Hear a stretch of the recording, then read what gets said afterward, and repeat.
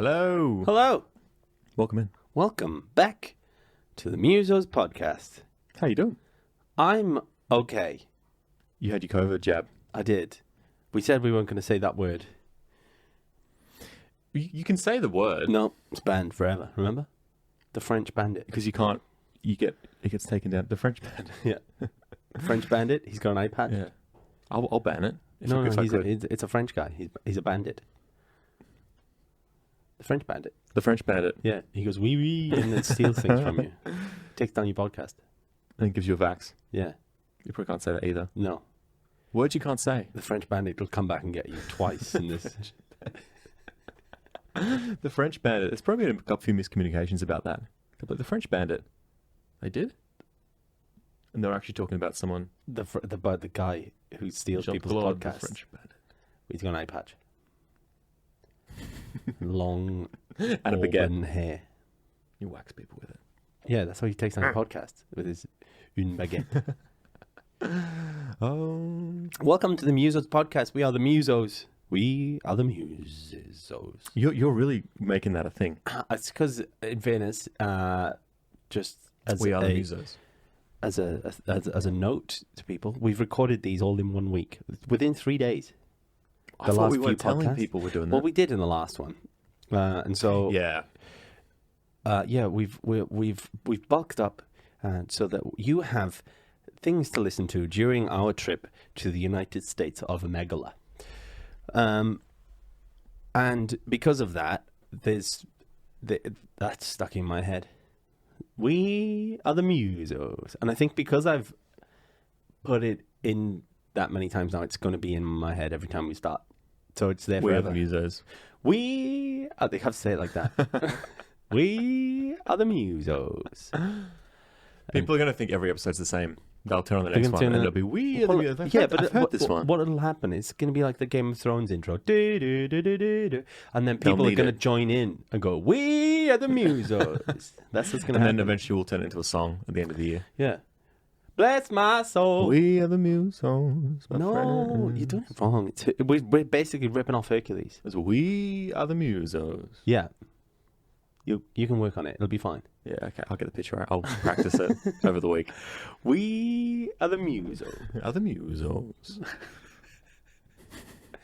Welcome to our Welcome in. a very unstructured chat that is structured but unstructured. How's that feel? It's good. It's like a city that wasn't properly planned, and Sydney. all the streets are a nightmare. Welcome to Sydney. Yeah, how was parking this morning? Fine, actually.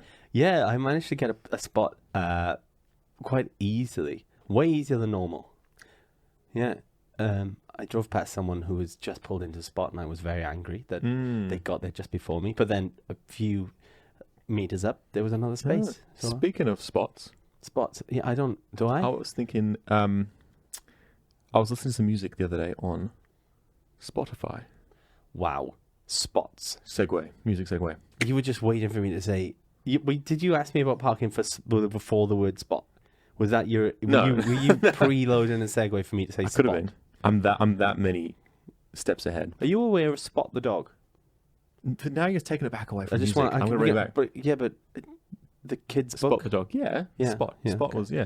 'Cause Was it a I was TV gonna show say- or a book? It was both? Question Maybe mark. it was both. I can't remember. But yeah, that's what I would have said. That would have been an easier segue than waiting for me to say spot instead of car parking spot. Spotify.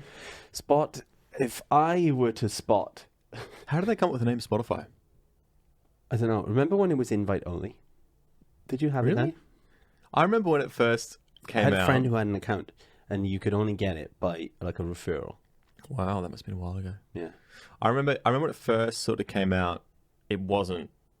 Now it's huge, but it was pretty small. It was just like if you think about the other ones now, like I don't know. To me, I think of like Deezer and those small ones. Spotify was just like another a little guy. I got kind of roped into getting premium early because they used to always do student deals on like Spotify, but you have to pay a bit. And at the time, I remember I was still in the zone of downloading music in my own way, and I was like, I can do that. I don't have to pay legitimately. But I had Spotify free desktop version. I don't know if it was an app straight away. I think it was like a bit of a desktop thing. I remember having the desktop version of Spotify, and you get the ads. It's been so long. I don't even know what the ads are like anymore. But you used to get the ads every. I can't remember how. A lot of the ads are just advertising premium. Yeah. But they had banner ads at the top, so like a picture banner, and the banner ad on Spotify. I remember it was Australian bananas. Nice. And it was click here to enter the competition, and I was like, I think while I was listening to an ad, I was like, okay. I remember. Clicked on it. I entered the banana competition, and you had to write. You had to make a playlist. And it wasn't inspired by Australian bananas. I don't know. It was just sponsored by Australian bananas. But it was like you had to make a playlist and do a thing and enter like a 25 words or less. And I just did it. And then a month later, I got a call. Because you're the only person who did it. I think so. I got a call, and I thought it was a spam call, and I was like, "Leave me alone." And they were like, "No, you've won. I won the banana competition." What did you win? A banana? I won a bunch of banana themed merch. I got a banana water bottle, a banana. Do you have any of it still? T-shirt. It was all really bright yellow. I mean, bananas are. The banana bottle I had for a while. Bright the yellow. Banana, like rubber and pencil, and like an Australian bananas T-shirt. I think they were just trying to get people to eat bananas. Bit of marketing. Yeah. And I won like a year and a half of premium Spotify. Which was the real prize. Which was the real prize. That was the real prize. And it was 18 months of Spotify premium. And I was like, oh, cool. So then I had that. And then I got my whole family on my account because they were all like, we've got Spotify premium. We're going to use that. Everyone used my login. And then come down and listen. In that year, we all really got into using Spotify, obviously. And then after that, we've been paying ever since. Yeah. So they actually got me with their banana That's how they flyers. get you, with their banana flyers. Yeah. They get you in with the bananas, and then they make you pay premium. I really like those ads, the Australian banana ads. You like ads? Where they have the snack, the banana in like the packaging. They change the packaging of bananas. It looks like a wrapper. The skin. They replace the skin with Photoshop with like a yellow muesli bar wrapper kind of thing. I'm so confused. Because it's like banana. Like the best energy snack. Oh, okay. So don't buy like a muesli bar. Okay, yeah, it's like a yellow wrapper. I get the premise, but like, that's such a... It's good. And it comes in its own packaging. It's a fruit. It comes in... It's a berry. It's a berry. It's a berry. Fuck. How many times? Jesus. The chief botanist on this podcast is very angry with you. I'm not going to bleep that out. You got to bleep that out. No, bleep you out. Everything you say is just going to get bleeped out. Fruit. This is going to be an EDM podcast. Nice. Just you getting beeped out the entire time. But yeah, that's how I got hooked on Spotify. Hooked? Are you hooked on Spotify? Not really anymore. Did you dabble with Apple or Amazon Music, or did you just Apple was a bit late to the game. Amazon, I think I've got that, but I just don't use it. Or you get it with Prime. Yeah. You get, but you actually don't get all of it. I didn't realize that because I remember being like, I've got Prime, so I've got Amazon Music, so maybe I should just ditch Spotify and move across. But you only get a partial catalog actually with Prime, because I was like, if you get for your $7, if you get a Twitch thing and a delivery and video and it's pretty good value. But I looked into even if it's not a full catalog, it's still you don't actually if you're going to use a lot of equivalent of Spotify on. Yeah, because when I use, I have an Alexa, and when I get her to play music in the house, sometimes she'll play Spotify, and sometimes she'll play it on Amazon Music. Yeah, I thought about my housemates. I've got a Google Home downstairs, and I had my Spotify linked to it, which was great because my housemates would play whatever music they liked, and it would start to really screw up my Spotify algorithm. Yeah, all Taylor Swift and stuff. But that happens to me because my Alexa's obviously linked to my Spotify.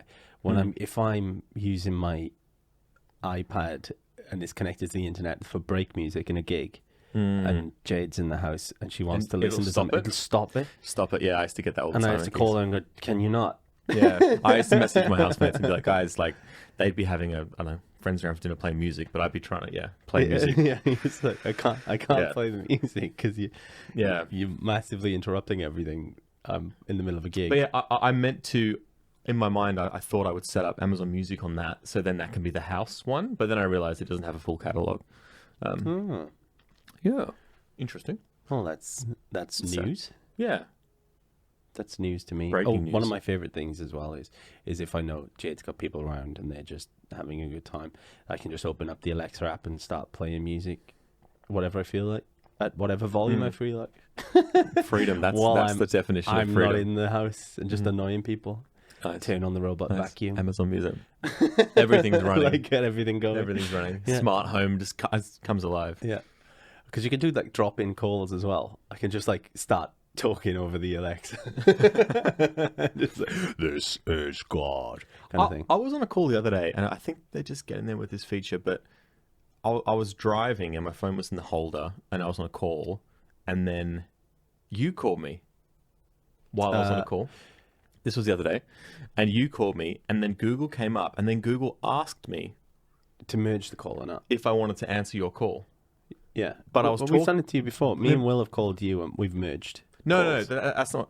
No, so you came in. You know when you're on a call and it comes up with your call, and Yeah. so if you accept it, it's going to put your current call on hold. Yeah. Or you can decline. So instead of touching the button, Google was giving me the vocal option to say yes or no Yeah. to accept your call, but I was on the phone. So the person, That's weird. so if I was on, I so, thought you- and I was talking, so I was like, I'm trying like to talk on the phone, but saying not, no. but not say the word yes, because then I thought it might throw me off onto your. When you're on the call, they're saying, "Do you want pizza?" And you're like, "How do I answer?" Yes, and then suddenly yes, you're and a then, different- yeah. you're there hung up on And and I on the phone. I thought this seems and like you don't get this pizza. seems like a design flaw. Yeah. Anyway, Google, fix that. But I thought you were talking about the merging call because I'm a big fan of a merged call. No, yeah, you do that. Yeah, just for fun sometimes. Just merge people into. Just merge people and then don't say anything because you leave think them- you're on the phone to me, and so does the I love other those. person. Those are brilliant. The videos where they get the two phones to do different orders. You call like a restaurant and you say, "Can you read that order back to me?" And then you call another restaurant and then you give them the order and then they start. There's a conversing. brilliant one. Hamish and Andy, two Aussie national treasures. I call them. I think probably the funniest comedians in Australia.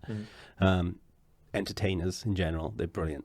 But they had one where they had their radio show where they figured out that they could do conference calls on their phone, in the studio phone. So they're like, "Oh my God, the things we could do with this are brilliant." And what they ended up doing was calling to sex lines and tried to get them to talk to each other.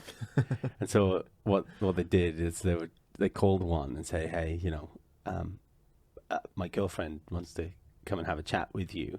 She's really nervous. I'm going to go get her. You just wait on the line a second and I'll go get her." And then they dial another one, tell them the same story, and then connect the calls. Yeah. Okay. And then it's The funniest brilliant. thing. And they just let them talk back and forth. It's brilliant. so good. And they're love just that. like, "Oh my God." It's so good. Because they're both just saying, like, they're essentially reading from the same script back and forth to each other. But they're both being polite as well. Yeah. That's so funny. It's Brilliant.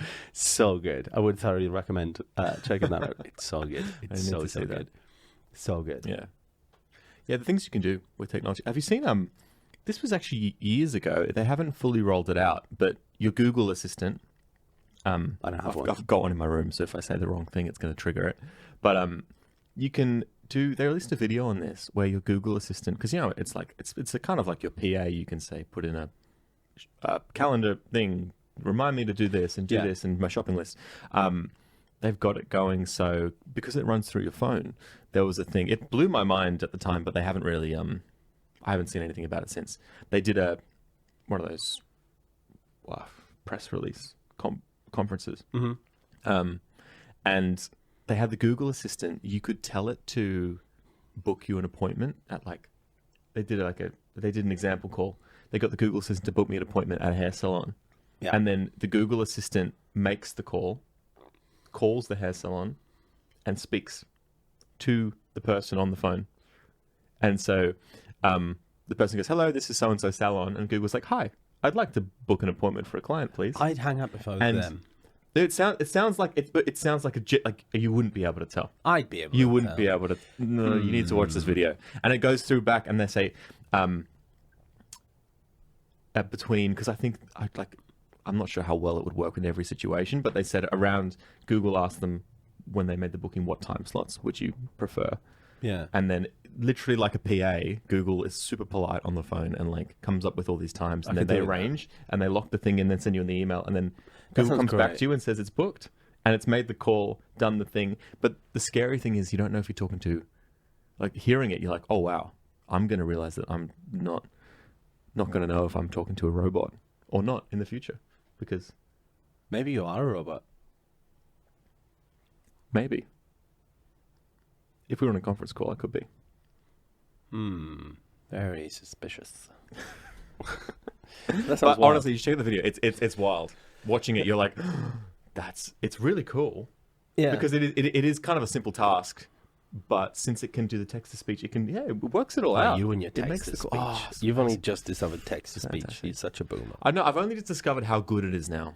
It's always existed. It just hasn't been I'm going to use that Boomer for everything. Boomer. It's so good. See, we could run text to speech of this whole podcast and we'd have a full script. They used to have to pay someone to sit in the corner. Yeah, why don't I get paid for chicken? Because a robot can do it better. Yeah, but a robot doesn't have my pizzazz. That's the thing. So there's going to be less jobs, but then Less pizzazz. Good that there's going to be less jobs, because apparently there's going to be a big population crash for the whole world. Apparently we're not replacing people at the same rate. Apparently that's what Elon Musk keeps tweeting about, isn't it? That America's demographic is getting older. So maybe we're going to need the the robots. And the same happened to China, didn't it? Especially because wasn't there restrictions on for a little while? I think there was. So the population crash, but doesn't that solve other issues? Yeah. I think it's equilibrium. Yeah, good word. Word of the day, everyone. Equilibrium. It sounds like a bone. Equilibrium. Librium. It sounds like a Because form of it's very Latin kind of word, isn't it? Librium. Librium. Equilibrium. The is like past tense, I think, in Latin. I'm just speaking Latin, but yeah. would be past tense. But Oh no, do it again. would be they. But Get it? nice. I got a really itchy nose. But Yeah. But I was talking about Spotify. We were about 10 minutes ago. 15 I've days got some ago. songs on Spotify. You've got songs on Spotify. Which you can go listen to if you want go to listen to right now. type It's in Savvy. A-Hurt Music. do you have songs I've got on nothing Spotify? on Spotify. What are the rules and restrictions on covers on Spotify? Because I see a lot of people doing it. Do you have to get really licensed for it? I believe you do, wouldn't you? So it used to be much trickier. Yeah. So in order to get a song on Spotify in the first place, you can't just upload to Spotify. And this is where there's like a little bit of like, it's not really complicated to get your music up on Spotify and on all the streaming platforms, but there's like an extra step, and that's you have to go through what they call like a distributor. Yeah. And the distributor is great because you give them your music, they distribute it to like whatever platforms you want, all of them. That's why everyone's like, it's available on everything, because most distributors will send it to Spotify, Apple Music, everything. Much like and then this a bunch podcast. Yeah. Anyway, sorry, Which is being distributed again. Yeah. Anyway. Carry on. Sorry. Decided that's the only thing I can But add what to the this distributor does, which is why you pay them the fee, you pay them the fee because they send it to Spotify, but you also pay them the fee because then they collect your money from Spotify. They're your bank. They're your hard man. Hey, pay up. They say, hey, pay up. Hey, you owe me some money, bro. Exactly like that. That's what they do. Yeah. They carry guns around. Pay up. Tommy guns.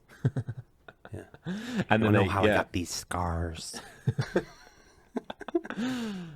Yeah, you can't. Yeah, could be. Carry on. My interruption's over. Go. I'm losing my train of thought. They collect the money.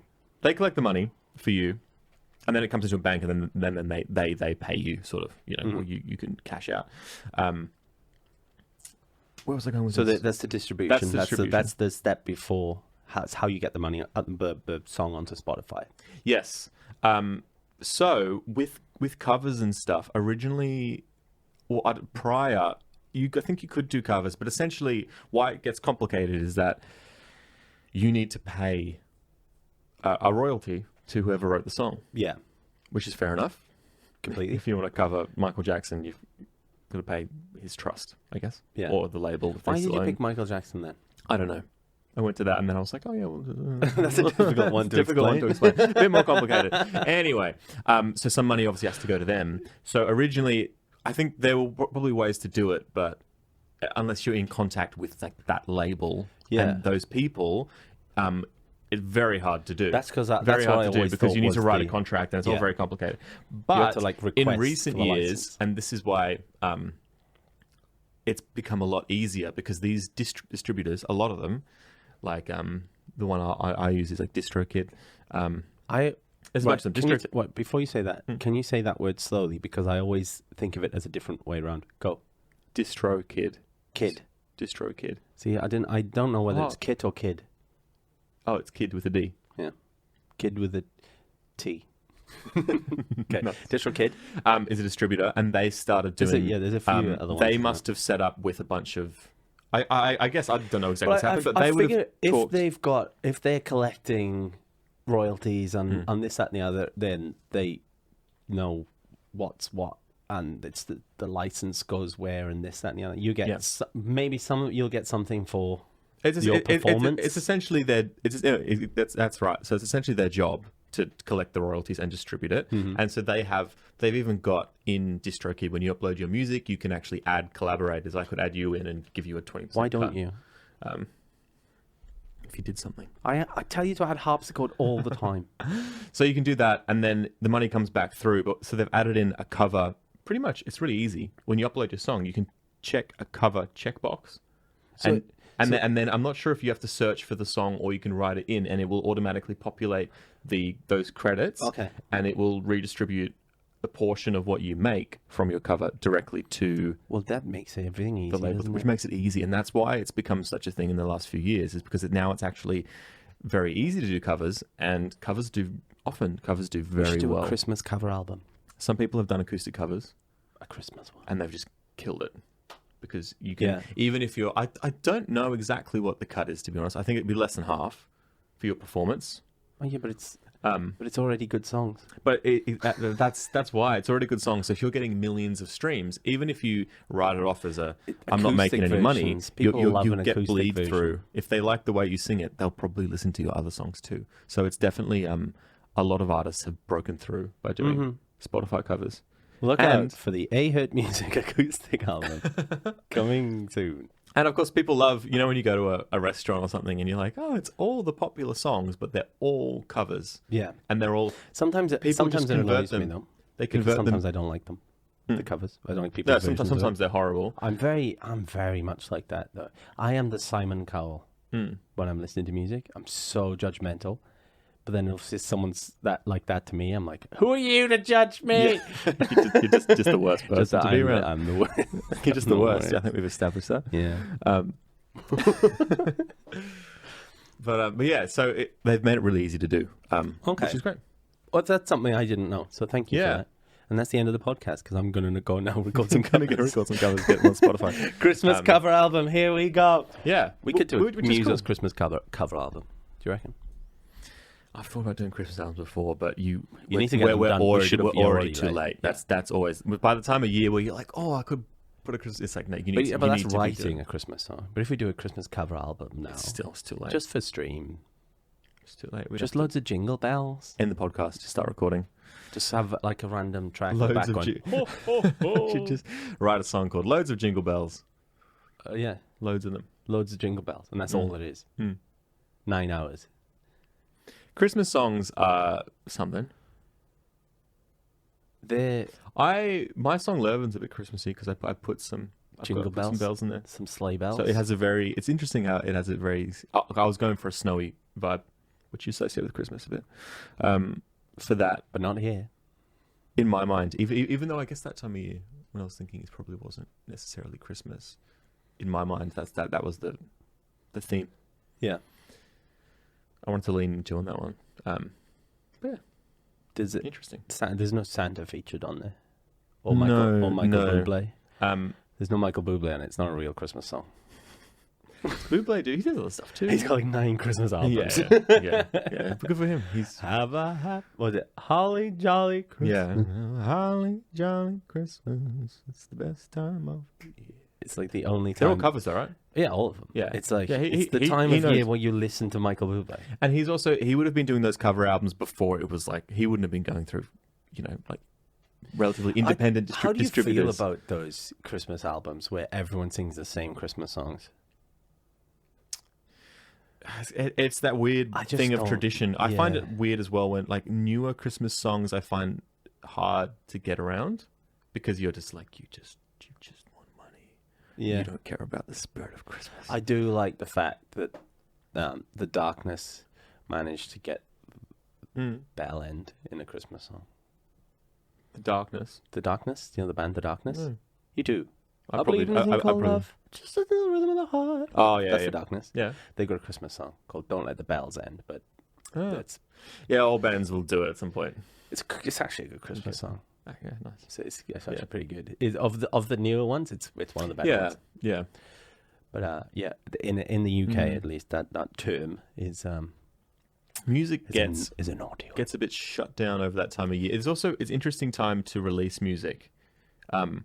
Some people tactically release over that time. A lot of people will say there's no point releasing your music because that's not what gets played. Over those few months. Except for my Christmas acoustic album. Also, people are on holidays, all sorts of factors over the new year. So people tend to it can be a bit of a write-off period if you're going to release songs. People tried last call was like November, very early December, maybe just earlier in November's better. And then when's that end? Mid-Jan. Mid-January? Okay. So that's when my acoustic album comes out then, I guess. Yeah. Book it in. Can you pre-save that? Pre-save it. Pre-save link. Speaking of pre-saving, I on my Instagram feed, I have people who are releasing songs coming up. A lot of them offer pre-save links. I've heard mixed reviews. What are your opinions on the pre-save? The pre-save link. My opinions are irrelevant. Carry on. Thank you. Moving on. What should we talk about next? It doesn't matter what your opinion is, Tom. Why'd you make this so difficult? I don't. Exactly. Wait. Say the question again so we can... Okay. Say the question again while I slip on my I'm making you say it again. Okay. Because I'm not going to answer what are your opinions on the pre-save link? The pre-save link? I think that rhymed. Imagine making me say it again just for you to just interrupt yourself. I wanted to have a go. Okay, go. Interrupting me for once. I'm not saying it again, but go. It's like it's helpful, the pre-save link, but I think it's a bit blown out of proportion. Like everyone sort of be like, you got to pre-save my song. That's what's going to get it going. Pre-saving will help, but in the same way as like. It's great because it's a genuine interaction. You're getting people to do something. So not only they have to acknowledge, hey, I've got a new song coming out. You're getting them to click, which is kind of like, like in a marketing perspective, you're getting them to take an action. It's a call to action. Which then they associate with the thing. So they're going to have more connection to when the song does come out. So that's good from that sense of pre-saving. But I think a lot of people think that pre-saving is this magical algorithm boosting thing. So from my comprehension, the benefit that I've heard, obviously this is from someone who doesn't have music on Spotify, but is friends with people who have posted music. From what I gathered was that the pre-save link was to sort of as a stat booster, as a show to playlist curators of there's this many people who are going to jump on this. Pop it on your playlist, please. That was, I think, is the idea. I think, well, from what I've gathered or what I've been told, is that's the aim of the pre-save is to push it to playlists. Yeah, I think a lot of Spotify and what they do is it's all clouded and they won't tell you exactly how the algorithms work, because as soon as that happens, then people will just, Just can sort of break the system. It's the same as with but any sort of algorithm. With a lot of pre-saving links as well, they're often run through the distributor. So Yeah. if I release a song through DistroKid, Spotify, you don't see an official Spotify pre-save link. Spotify don't really have a pre-save thing. Pre-saving, I don't know where it originated, but your distributor will give you this link, and when you click it, depending how it does, it gives them permission to then carry out a couple of actions on the day of release. Yeah. So And because you get a notification when the song's might get, if you pre-save it, you might get an email on the day the song's out, and there's a few things sort of like that. And I think where it originally comes from is there is a save button, a heart button. Yeah. On It's Spotify. like a like button. As a like button. I think essentially when the song comes out, if you have pre-saved it, you have given permission for whatever this bot is, to this computer bot, to access your account on that day and hit the like button as soon as the song goes live. And I think it's that helps. That's good. You're getting good stats, but I don't think it's this big magical. Yeah. But the thing is, I reckon it would have maybe at the start would have been the big magical booster. But now it's because what happens is the algorithms don't stay the same. No, they change as everything else does, and I think that it's the same as getting everyone on YouTube. You see everyone going like, comment, and subscribe to every video, because those were factors that affected the algorithm previously. Yeah. And so if loads of people are liking it or people are commenting on it or whatever, but there's been debunking videos over of time, that. The algorithm goes, everyone's doing this, we liking can't that. push. We can't see. factor. The algorithm can't see what is a good song, because every song everyone is hammering, and especially things like bots start to come out, or people will have a song coming out and they work out, hey, I can generate 1,000 fake accounts. They can all hit like on day one, and then my song will blow up. Yeah, and it doesn't necessarily work like that. So in the same way as pre-saving, this is what I used to say. A lot of pre-save links are a bit dodgy, and people message me and they go, oh, I don't want to link my Facebook to this pre-save link. And I say, just go to my Spotify page, Southey, hit the follow button. Does essentially the same thing. Hit the follow button. If you follow, the Spotify system, their system will notify you when a new song comes out. Which is essentially the same thing. And you can also hit like and do that as well. But the main thing to do, which I think you want to do, is, like you said about getting it in playlists. Yeah. There's two types of playlists on Spotify. There's like two main categories you've got. You've got editorial, which are curated by Spotify. Yeah. Staff at Spotify make these playlists. And that splits into two categories too. I'll get to that. And then the other half is huge, absolutely huge, and that's user-created playlists. Yeah. You can make your own playlists on Spotify, but you can make them the blog public. Blog kings live. Yeah, and people make good money by curating playlists. We should, and some of them, it depends. It varies a lot, but a lot of them will become then gatekeepers, because they control playlists that have hundreds of thousands of followers, and they'll say, "You want your song on my playlist? Give me $100. Yeah, I'll put in there for a day, and you'll get this many plays." And a lot of them, because that became an industry, there's so many Spotify bot follows. Yeah. A lot of these people will never, ever, ever pay for Spotify plays, because you'll get bots listening to your songs, and then I don't know how good the Spotify system is at detecting them, but it's not going to do your music any favors. No. And you can see profiles that have fake streams. You can go to someone's Spotify, you can see they've got 10, 20, 30,000 streams in their song. Yeah. If you look at their monthly listeners, that's the real fact. Yeah. They might have 50 monthly listeners. It doesn't add up. Yeah. It doesn't add up to that sort of plays. And often that's because I think what they do is they have in a room, they've got collecting old smartphones, hundreds of them on the wall. Yeah. They're all playing their playlist, which they set up, and they're running it on loop. So you can pay to be put in one of these playlists, and they'll be like, "Oh, we'll give you 3,000 to 4,000 plays a day," and you do it, and it will come up, and you'll have like, "Oh my god, I've got 30 listeners right now." Yeah, but you can also see your stats. You can see you wouldn't have got one genuine save, They're like the Yeah, other 'cause it's just parameters. cycling No through saves, no follows. You'd be like, what? I got 3,000 plays on my song. It looks like a massive spike. Yeah. And you can see that the stats are fake because it doesn't add up across the board. And then your monthly listeners, you would have had, since they're probably using these phones to run them, it's the same 30 listeners. So your listeners don't go up. So you can generally see on Spotify profiles if people have, so a lot of people have millions of plays, millions, and then you can see they've got less than 100 monthly listeners. And you're crazy. like, oh. Like, you can also get stuck where your songs get put in bot playlists and you don't even ask them to do it, and it's like, shit, I don't want these. Can I pull it? Can I get that off? So I think Spotify are trying to.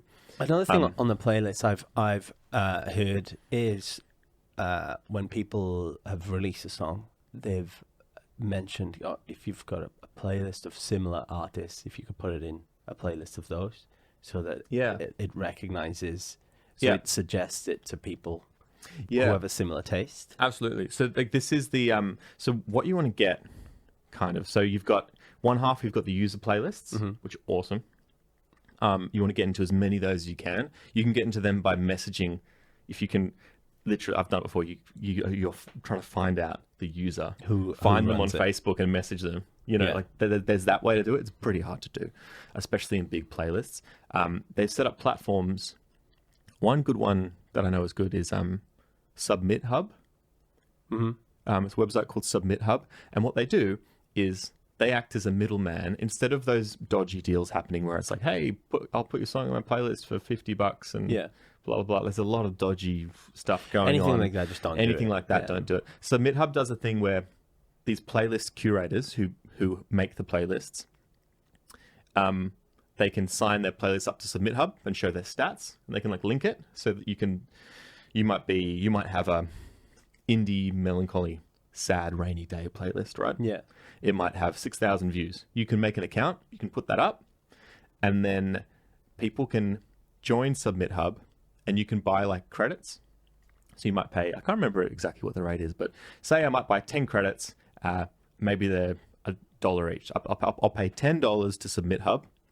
They give you 10 coins that are $1 each, and you can then submit your song to the sad indie rainy playlist.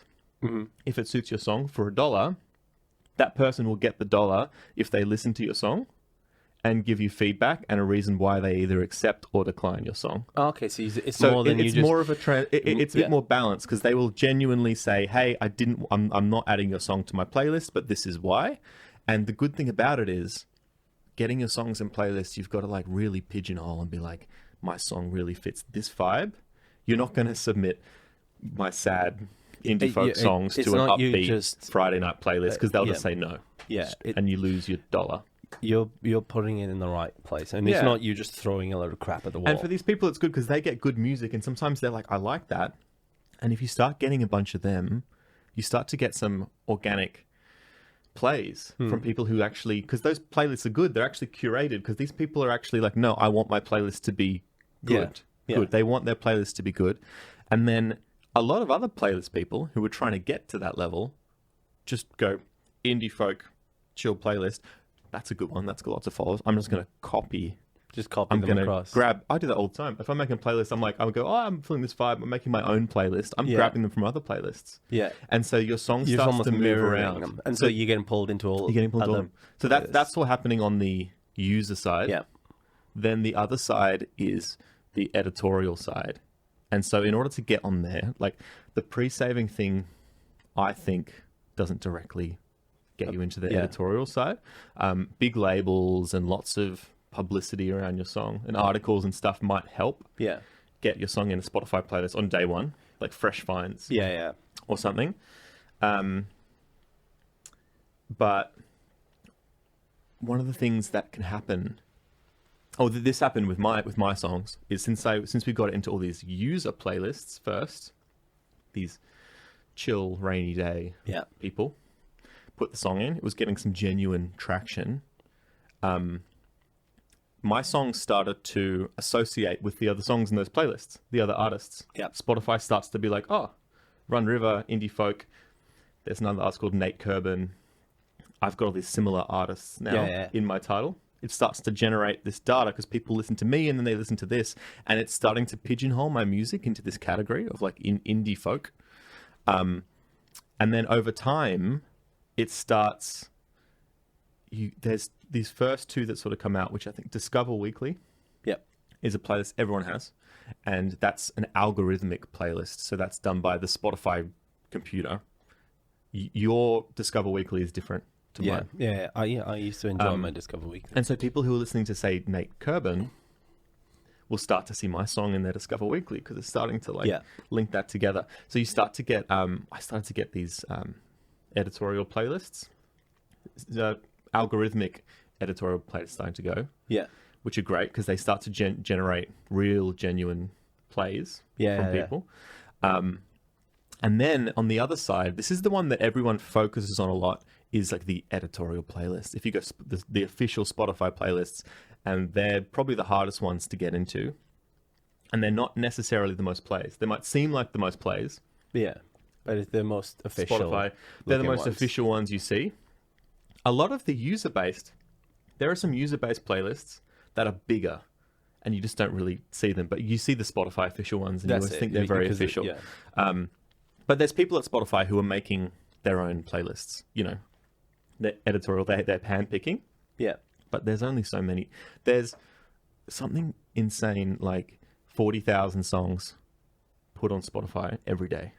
Like 40,000 songs. So like they're not gonna, if you have the best song in the world and you just pop it up, there's a very high chance it's just gonna like sit in, it's just there. Yeah. There's a lot of work. So there's so much work post to kind of get it to start. So much pre and post. Start and rolling. And then... Yeah. But so with my music, the reason like I've got some solid streams is all from now. It started off as these user playlists, but that's generated enough traction to get this little snowball going, which was the algorithmic playlist, and now they're starting to roll. And what's the other one I've got? I'll just get my stats up now. I think it's you've got them onto those playlists, the user generated playlists, but it is also like for people who are listening, maybe they want to get their music. It has to be good music as well, and that's not it has to on carry anyone. It's got to be good, done well, and people are going to playlist it if it fits the playlist. Yeah, that's when it's going to. And Submit Hub's good for that because you can actually see your exception and rejection stats on your song. So I remember when we did Run River originally and started like pitching it to these on Submit Hub to some of these playlists, we're getting really good. Almost like definitely wasn't all of them, but like we're getting really high acceptance ratings because they were like it fits the. But it's all they produce the vibe. They produce well as well, and they're good songs. But then also you've put them in the right place. In the right place, and that's And you sort of you understand that this is where it is. This is the lane in which this song's in. Which some people would be like, oh yeah, but this is a bigger playlist, so I want to go on that. That's not the way to go. It's exactly. Do it the right way. Do it the right way. You're better off submitting to like 20 small playlists that have 600 followers, genuine people who listen to it through, and get it in the right place than go to one playlist that's 10K. Your song gets attached to the similar artists, and then you get the algorithmic side of it. Spotify putting through picks up on. It's like it's really designed to pick up on the genuine interactions and plays, and it like rewards that. So you need to like. That's why like there's pre-saving and everyone hit the pre-save link, hit that. But I think people like to just having that person listen to it once when it comes out with a song release. People like to think that they can prep before the release, and I think the pre-save is another thing. But like the work to get people to hear your song starts release day. It starts then, and then you've got to go to people and be like, play it, add it to your playlists, get your mum to play it, and just rinse the song. And obviously, if they like the song, they're going to rinse the song, and that's going to help. But getting everyone to really play it, and then trying to make some connections and get people to put it in their playlists and stuff, so other people can then find it. The going through discoverability socials, is just using other given the using amount other of- platforms too, like TikTok, to get like a little bit of drip through, a little bit from here and there. I see a lot of chatter about artists now having to put things on, like people who are managed and have not necessarily record labels or whatever, but in that direction, having to be more TikTok focused, and that's the way a lot of it's going. It's because that's what's in vogue at the moment. There's a lot of trends, and if a song picks up from a trend, it goes, and it goes hard. But what I always find, sometimes it doesn't translate well. People know it as a TikTok song. They don't necessarily listen to or like that song. It's only as and when royalties and everything are established properly with TikTok that really translates back to the record label. Because at a 30-second or 12-second clip out of a song for a TikTok short or reel doesn't always capture the full song. Because like, just say, for example, Malcolm in the Middle theme song.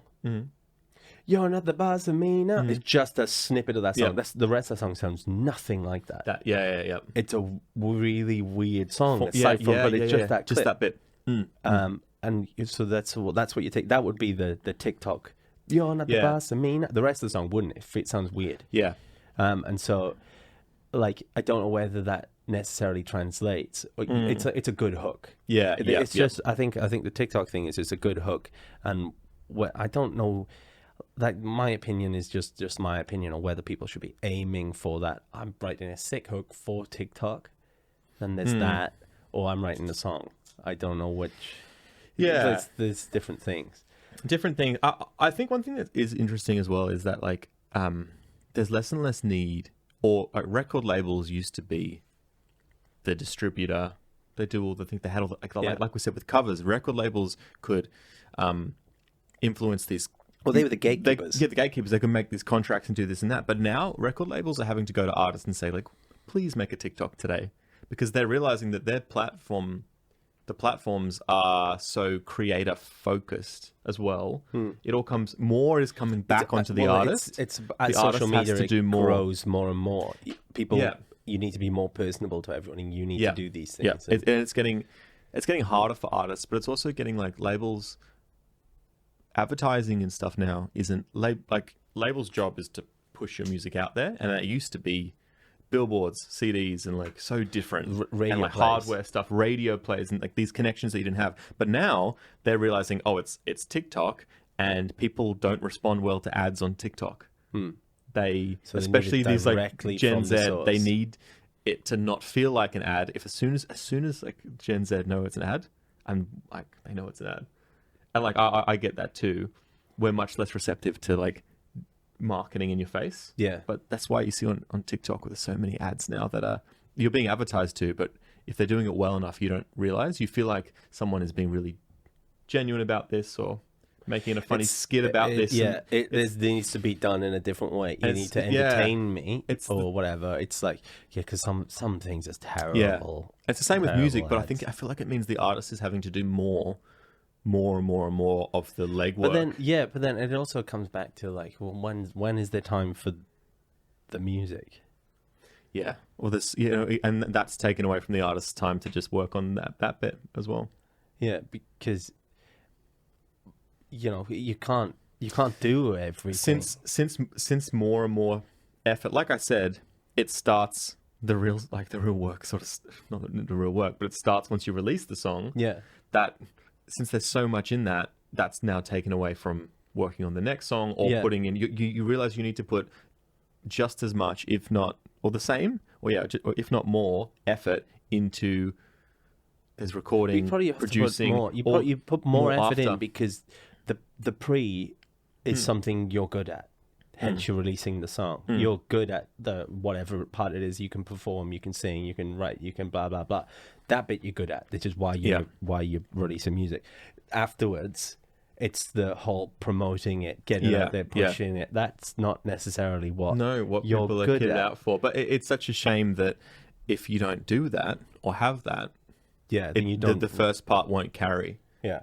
and you see so many incredible songs that get released, and you're like, I'm listening to it, I'm like, oh my God, I want to give you some of them. You're like, oh, this is so good. This is so good, and it's some bands, just and like it just hasn't, nothing. and it's like No traction whatsoever. But you're like, what does that fall on? Same thing with, because it's all about building to the format. I listened to some songs on the radio. I was listening to some songs on Triple J the other day, and I'm like, these songs are just like cheap, like they're people like you said about people writing songs with just the hook. I feel like these songs are just produced pieces of crap that people have just like been like, we're writing a hook. Yeah, we're writing. We're going for a 20-second, and that's fine. Good, and that's the way it's going. But it is a shame. Like, and you have to realize that if you're someone who really like puts your heart and soul into the song, that's the thing. So it depends what you're in it for. What's the end goal? Because that might be not me saying like, oh, it's what you're in it for. You might be in it for, I want to write ballads at the end, but you're like, okay, you've planned out your route and you've gone right. Well, initially I need to do this to grab a quick audience, and then and then leverage that against ballads in a second album. If that's how you've planned everything out, then fair play, you've planned it out. You're like, great, go for it. But a lot of the times it does feel like the people who are doing just a smash and grab are just in for a smash and grab. But then the audience is still, the people still want good music. It's just getting harder to filter and find out, and that's why I guess it's more important to do the work, so then you can get put in these playlists, in these places that the genuine people can then find you. And it's like that level of discoverability, and I feel like but at the same time you still need to be, I feel like you need to be across everything, just because it's you need to be putting your music on like TikTok and like having some sort of, like when we post reels for this podcast, we're putting reels or like these short videos where like YouTube reels, TikTok, and some of them just fall flat, and then one might go, but it's just, you've just got to just keep going, do more. Do more.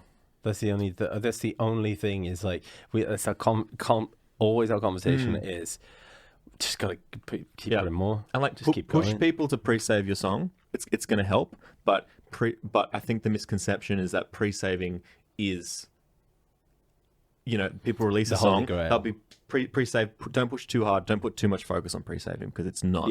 It's not what the Holy Grail. It's not what people think it is. And then when the song releases and it kind of goes, hey, it's got the initial spike. Then people go, well, my marketing campaign didn't work. It's like, no, your marketing campaign should have started after the song was out. Yeah. Really?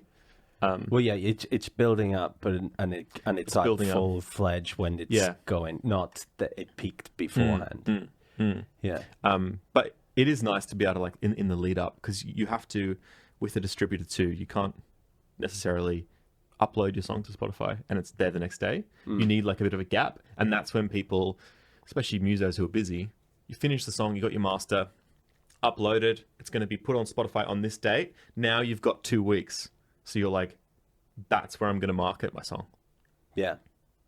And then in your mind, that's where I'm going to do the market. I've done that. And then the song comes, does the thing, and then by that time you're like, oh yeah, like I didn't get the dopamine hit or the validation that I might have wanted, but I'm gonna move to the next song, which is, it's like, that's the start. And it's actually like, depending how far you want to go, it's definitely a few months of keep going, and then essentially you're gonna remind people your song is out. And then while you're promoting that, you're starting, your workload will go from like 100%, we're promoting, then it starts dipping down while you're picking up of the next song and then you interchange, and while you're just as you're dropping off promoting the other one starts being promoted. And that's the cycle, I guess. This is the thing, we're talking about YouTube and different formats and how it favors different things. At the moment, Spotify seems to favor singles.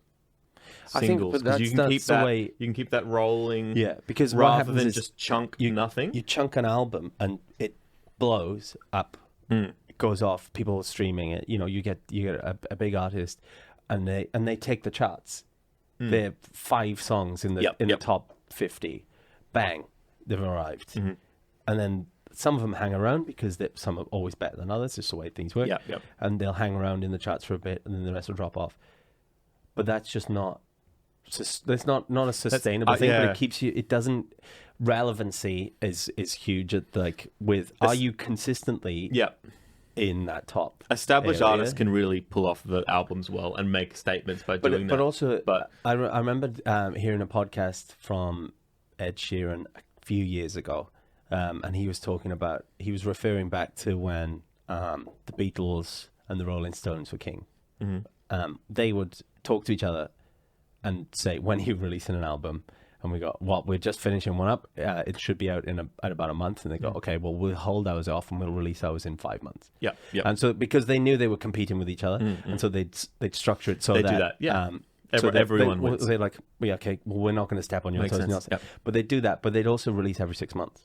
An album. Yep. They'd an album Yep. every go, which is whereas it's now album tour for a year. Or maybe even 2 years, album, tour for a year or two. That's where you make the money.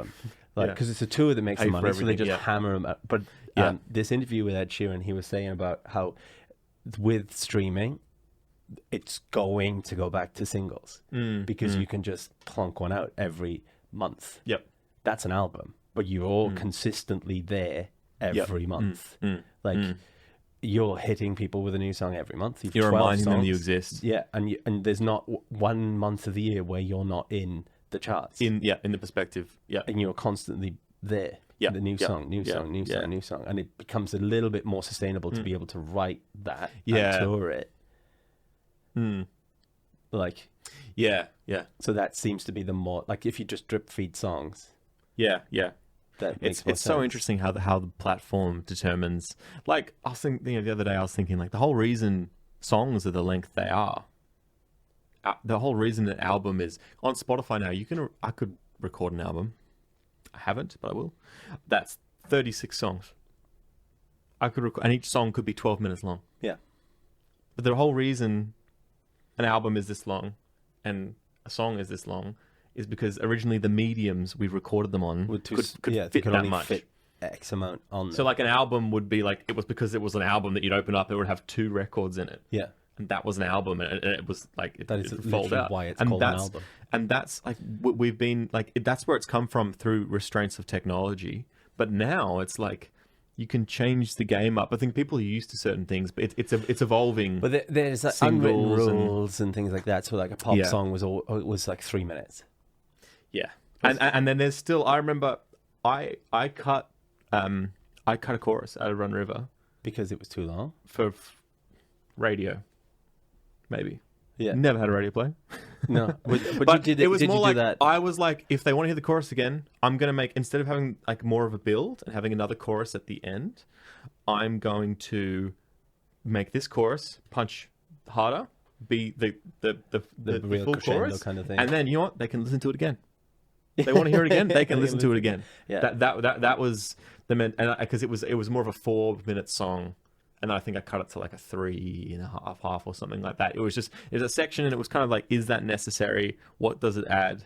But originally when I wrote it, that's what it had for a few years. That was the song, and it definitely had that. But it was kind of cut it, and people can listen to the song again. Yeah, they can always go again. It's shorter, and I don't know how much that's actually helped. I've got no idea.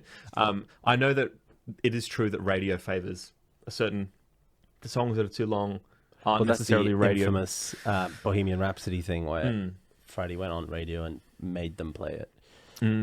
The Bohemian Rhapsody, that God knows how long is it? 7 minutes. Something like that. made them play. Basically, didn't he I'm sure it's something along the lines of he was like, we do have a new song, but you don't want to hear it, kind of thing. And the guy was like, oh yeah, go on, we'd love to. He's like, you don't. You don't want it. And he's like, I do. And he's like, well, here it is. That kind of thing. Yeah. Because the label didn't want it because it was so long, and it was a weird song. Yeah. But then but the older songs, you go back to the Beatles and you look in a minute and a half, 2 minutes, one song. It doesn't, but it didn't need to be longer. Yeah. Like but when I cover some of these songs at gigs, I play them through twice because I'm like, it's too short. Yeah. I feel like because they are good songs as well, like they stand the test of time.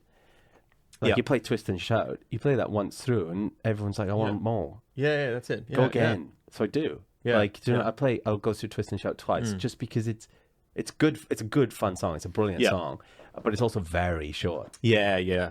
And so you just like people getting up dancing, and it's over just as quickly as it started, and you're just like, go again. Let's go again. Yeah, I'm curious how things will adapt a bit as well, because I think on Spotify I'm pretty sure roughly 30 seconds. You have to listen to 30 seconds for it to count as a play or a stream. What if your song's 29 seconds? Doesn't exist. It's zero plays. 29 seconds. It's that number one on the chart, zero plays. That's true. 31-second song and just get people to hammer it. Yeah. Oh well. Yeah. But I don't know if you get scuffed. paid That'll differently get per scuffed. stream if it's shorter. Technically, you should be paid less. But should you? Stream value. Well, like if it's one piece of art. It got played in its entirety. Yeah, I'm just thinking more like when it comes to money, it's ad time keeping you on the platform. Yeah, maybe, but because then on the other side is if someone listens to 30 seconds of a 28-minute song, is that the same value? No, yeah, true. Food for thought. I like food.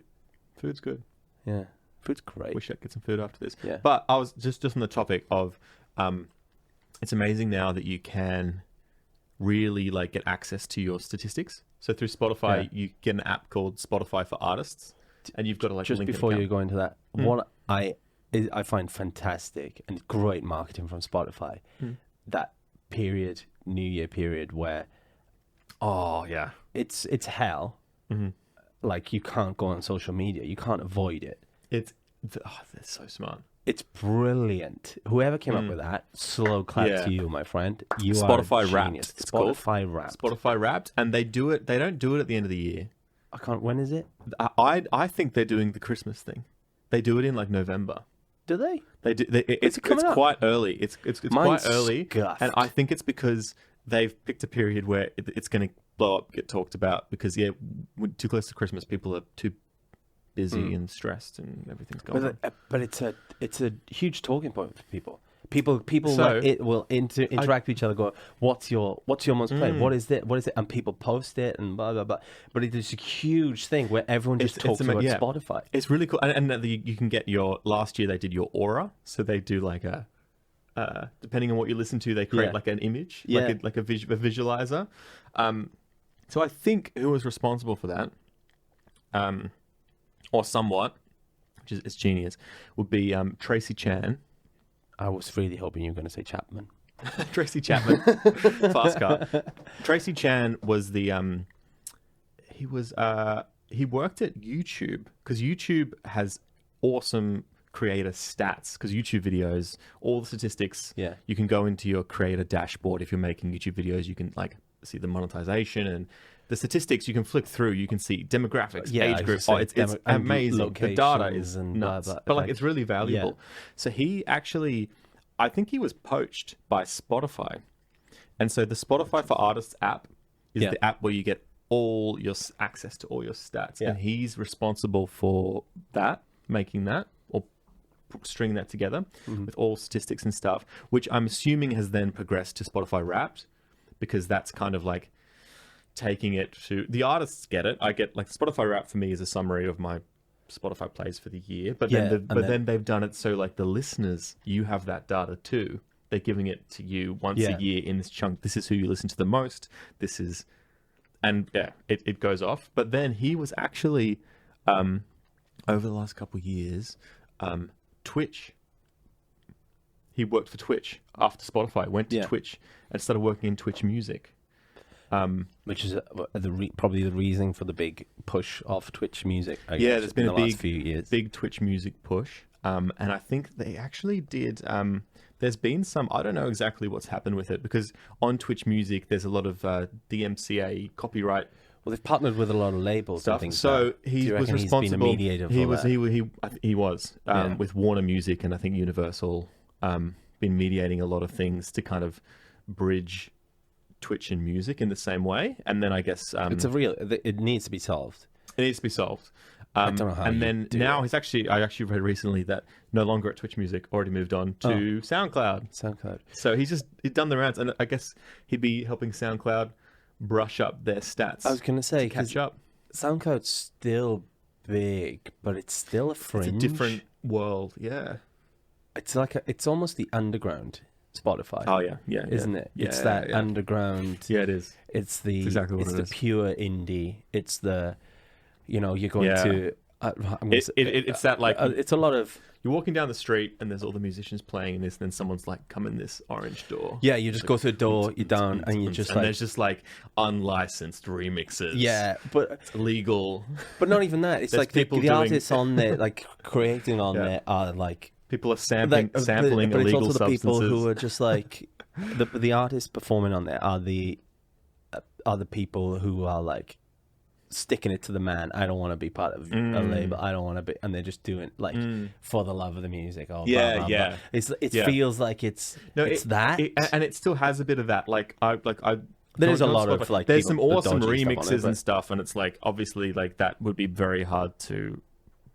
Might be hard to get on Spotify because it's like Spotify goes, nope, that's copyright this, and you've done this and this, and like you have to follow these cover procedures in order to get it up. But SoundCloud is just like, we'll take it. Yeah, I know. It's there's a lot of DJs and a lot of rap and hip hop on yeah, on Spotify on SoundCloud. Yeah, that's like the largest base on there.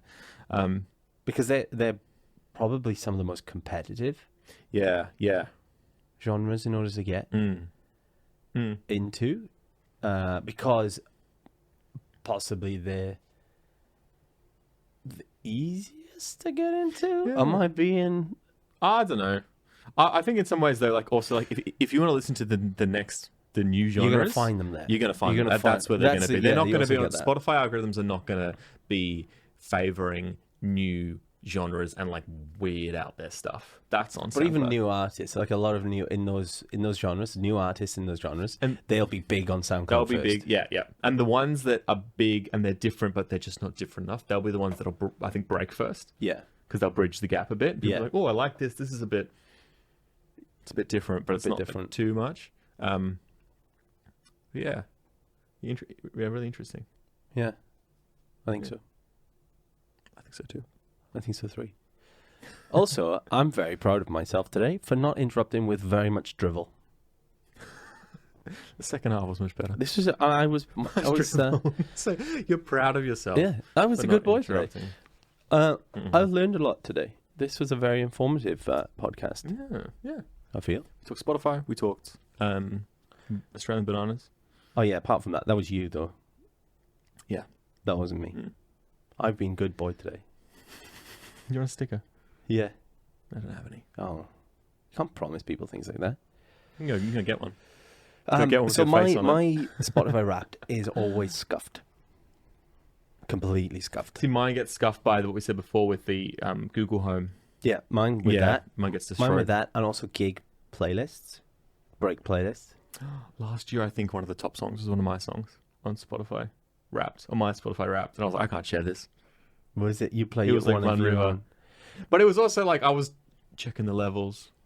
Check But the it levels was high. It was 1,500 times higher. a day. But my song was definitely up there, and I was like, oh, I don't like that. It doesn't matter. My argument, right? I had this argument with someone before about they had merch, and I'd wear it. I wore it around, but they wouldn't wear it. I was like, well, if you don't want to wear your own merch, why would anybody else want to wear I it? think that was me talking to you. I won't wear my own merch. No, it wasn't you. Not It that was someone much. else. Oh yeah, but that's my depends how argument. much. It's like- yeah, But yeah, it's true. You want to make if stuff you're like, oh, I don't want to wear it, or make something that you that want you to want to wear. wear. Yeah, yeah. You've for done sure, it wrong for sure. from the start. If you don't want to wear your own merch, you've done it wrong from the start. If you won't wear it, nobody else will. Make something better. Do better. That's Be true. better. Yeah. But yeah, if you don't want to listen to your own song, if you're ashamed that you've played your own song, what are you talking about? Play your own song. Get past it. Write a better song if you're scared of playing it. all right. Come on. And mine is scuffed because of break playlists. Yeah. My Alexa in the house and Jade and her terrible Jade is infamous amongst her group of friends for having the worst taste in music. Like, it's tragic. You came to a birthday party. Her playlist was playing the entire time, and people were just groaning. She was having the best time ever. The best It was her birthday, so fair enough. But yeah, so the mind's scuffed by things like that, and then also streaming on Twitch with the stream safe royalty-free music. Yep. It really peaks up there because of how often those things get played. And stuff like that. I think I can predict my most played Off the stream beats. It's not. It's not stream beats this time. It's the game chops. Zelda and chill, despite never playing Zelda. Well, like that's another really interesting approach to Spotify. Is you've got your original music, you've got covers, and then you've got people like I don't know what his name is. Stream beats guy. Harris Heller has done. Twitch is obviously a huge streaming platform, and people would run music in the background while they're streaming and while they're talking. But DMCA, which I don't know what it stands for, something copyright, maybe. Yeah, association. Pretty much, if you're running, like music that you don't have the rights to in your stream will get like pulled, or you'll get strikes against your account. You can be deactivated, you or can be banned. You can be banned for using, which and understand if the labels decide to, they can take action because you're using their music unlicensed and it's like distributing it to other people. Yep. Because if everyone else were listening to it on their own Spotify, then Spotify are paying the premiums for the royalty and blah blah blah blah blah blah blah. Whereas it's the same as if you were to show a movie in a public place kind of thing, you need a license for that in order for the distribution and things like that. That's where the issue is coming from. This guy has made albums of music, which is essentially for streamers to run. KSI, his music is also royalty free. Because there are new platforms now. More people are monetizing this and jumping on it. I saw T-Pain has started an app or a business, like a label of royalty-free music for streaming sort of thing. But he's then making connections to pull in like actual artists who will put their music through. And then I think the idea with that is by giving them royalty-free to streamers to use, I don't know, finding different avenues to then monetize from that. The thing, like, what's happening, I think, with the DMCA issue is that it's the record label that's chasing these fees because they're infamously money hungry. But how people are making royalty-free music is they own 100% of the music, the entire rights, and they just don't make the claims. They don't chase the claims, and they don't say these guys play my music. Which, when you think about it in a modern perspective, the problem is the dinosaurs running the record labels. They are chasing the money and whatever. But if you take a step back and look at the perspective of this person is playing a game or they're doing whatever and they're streaming to 20,000 people and going, I love this song. Yeah. Or, but they're still saying you should be paying. They should all be paying for listening for it. Yeah. But it's introducing those people to that artist, to those people, and then that's why it works on a different. So that they don't want you to play songs that they're like people already know who Michael Jackson is. We just want the money. Yeah. But then a lot of artists, I've seen artists on Twitch who do music on Twitch saying, here's my royalty-free album. Yeah. You can use, if you want music, like the same sort of thing, if you want music to play on your streams, use my album. Because then people will discover me, and like I'm earning exposure, not actual money, but I'm not earning money anyway. So it's like, let's get this thing going. So that people come at it from that different angle, which is really interesting. But then I think this new app or label thing T-Pain was trying, I think it must work somehow in the middle of that. Because the artists will still get the money from the streams. So they'll still get their Spotify play streams and all these other things, but they just don't get it for the actual. So this sort of already exists. It gets quite complicated going to this, but if you go to a bar and they have music playing, so you get paid those. So if you're at a bar and they're playing Spotify music, the bar should be paying a fee to APRA, like the royalty, in order to play music. And then what that does, I think, because it's too hard to say exactly which songs the bar's playing. Because if the bar's playing a Spotify playlist, they may be playing it to 400 people in the venue. So it's not just the one Spotify account that should then be paying the royalty fee. It should actually be equivalent of like they should pay a fee for the 400 people who are actually listening to it. So because they're kind of like subletting the rights again. So then what bars and venues do is they have to pay like I can't remember what it's called exactly, but they pay like an annual fee, a music fee. And that goes to them. And then this is funny because this loops back to what we do, where we kind of play covers for a living. Don't pay artists for it. No. Sometimes I'm like, if I ever bump into Vance Joy on the street, I think I just need to just give him $100 and be like, mate, sorry, I've played your songs like 1,000 times. But also, you've got more money. Can I have it back? Yeah, kind of too. But in the same way, you can actually through that APRA site as a performer, technically, I think you're supposed to. You can put set lists in. You can write every song that you've played at that venue. Yeah. Mark it as a performance, and then if you put your originals in too, you'll start to get paid for performing those. For performing your own songs at public venues, and it's kind of like a nice little thing to do. Do it properly. It's a time thing. You can. It's a time thing. You can set up set lists apparently, and then you have to type in individial venues that you're doing it.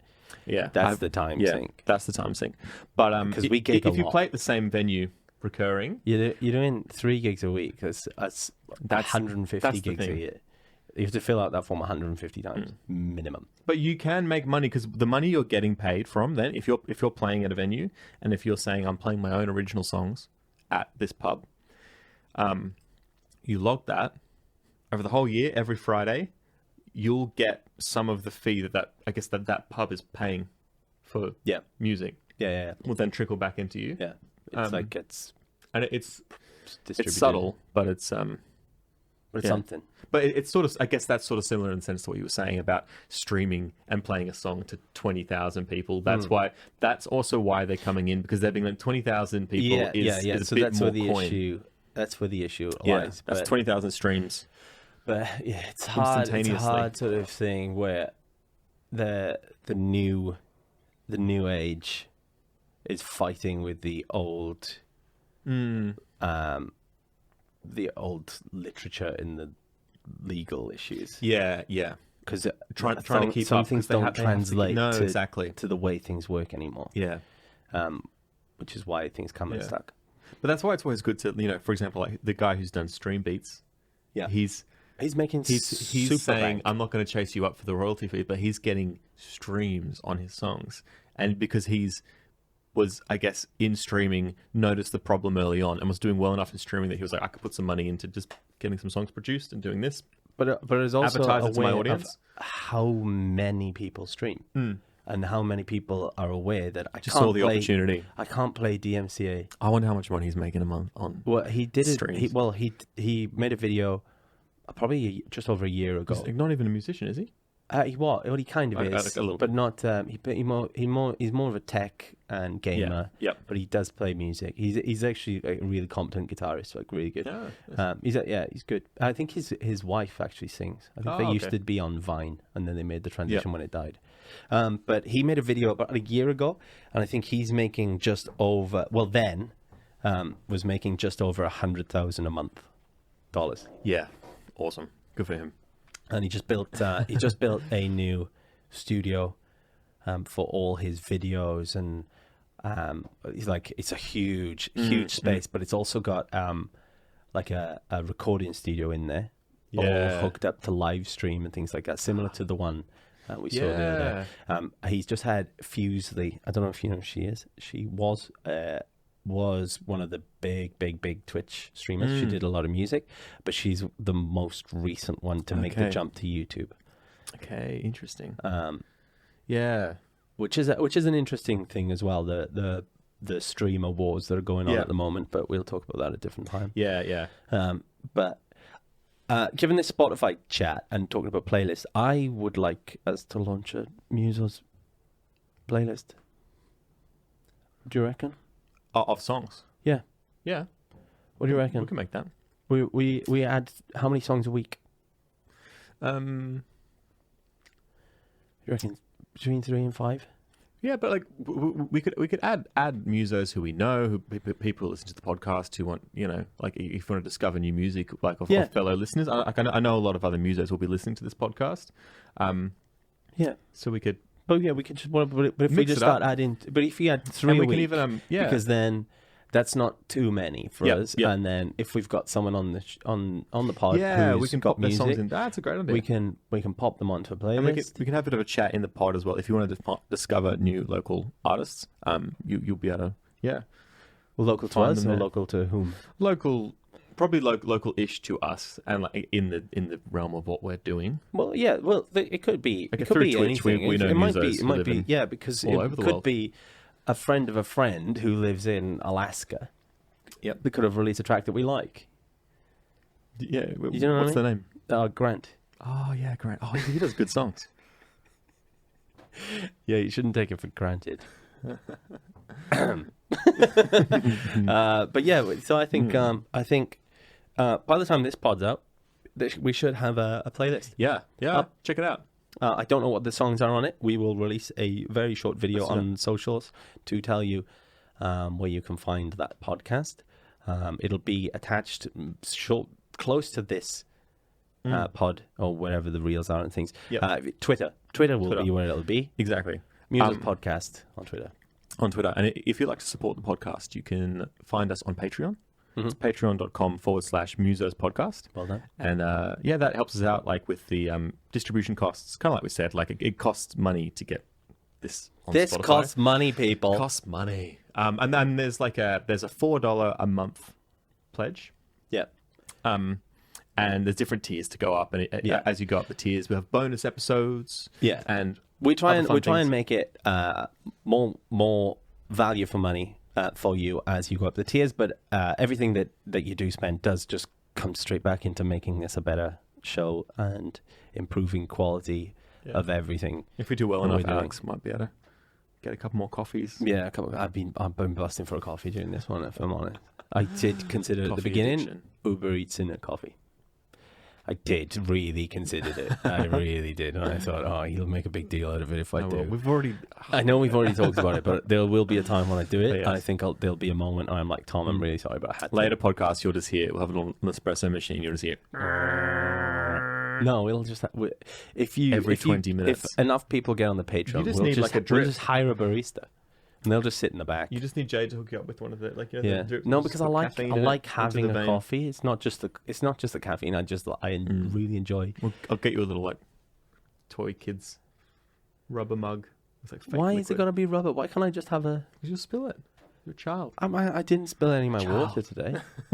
That log had a child. Good job. Thanks, mate. All right. You can find us on Instagram. And all the things, and all the socials, Musos Podcast, and check out that playlist. Check it out. We will have posted. We might have already added more songs to it at this point.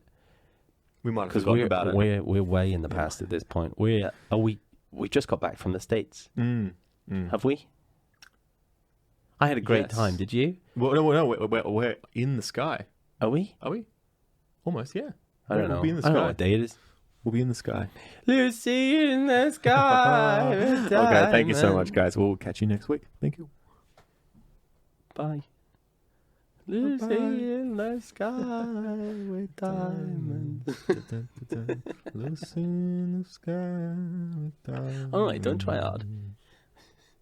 Not trying hard. What do you mean? Jesus.